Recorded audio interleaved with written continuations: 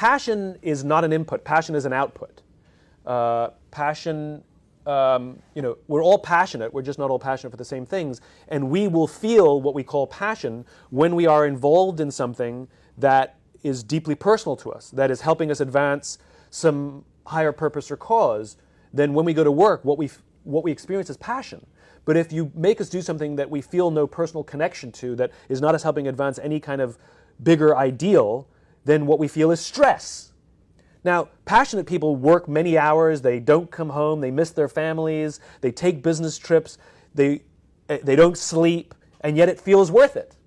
People who are stressed go on business trips, they miss their families, they work long hours, they don't sleep, but it doesn't feel worth it. Passion is an output, not an input. Like stress is an output, not an input. So you can't do what you're passionate about. You find something you believe in, and what you will experience is passion. So then it begs the question, how do I find what I believe in, right?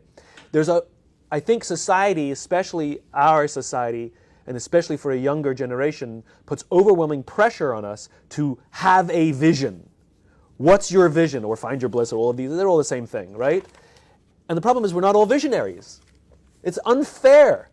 It's an unfair standard. That's like telling everybody to be creative, but we're not all creative. Or everybody be good at math, but we're not all good at math. We're not all visionaries. Only a small percentage of our population are actually visionary. You don't have to have a vision.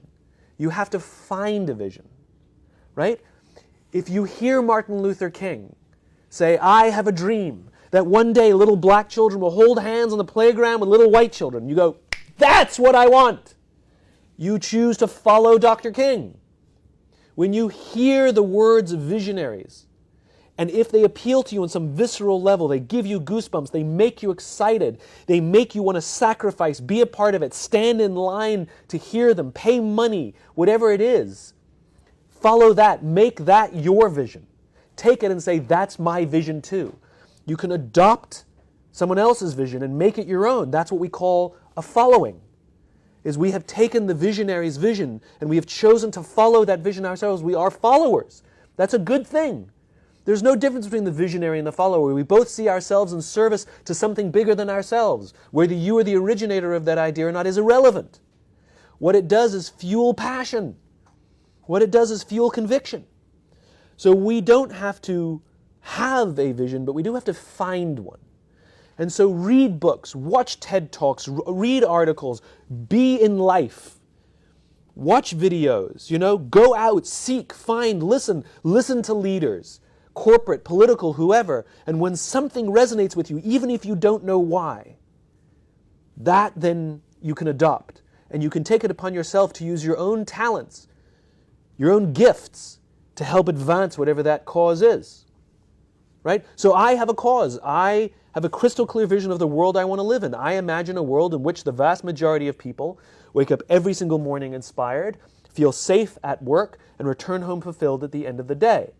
The gift that I have committed to help advance that cause is the ability to put some of these ideas into words that other people can relate to. When you do a jigsaw puzzle, the first thing you do is lean the box against the wall. Right? We all have a piece of the puzzle to help build this vision. My piece of the puzzle is I'm the guy that points at the box. But I'm not the guy who builds the business. Because there are other people who are better at that, the entrepreneurs and the business leaders. I want them to embrace the same picture on the box. The people who work for companies who say, I want to work for a company that does that. That's their piece.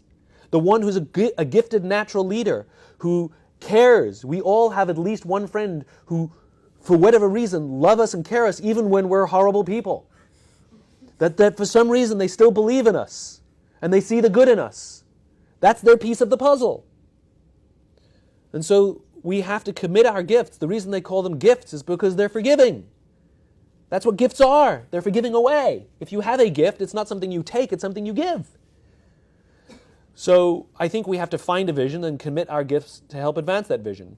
And the great leaders, the ones that can put that vision into words so clear that we can then recite that vision as if it were our own.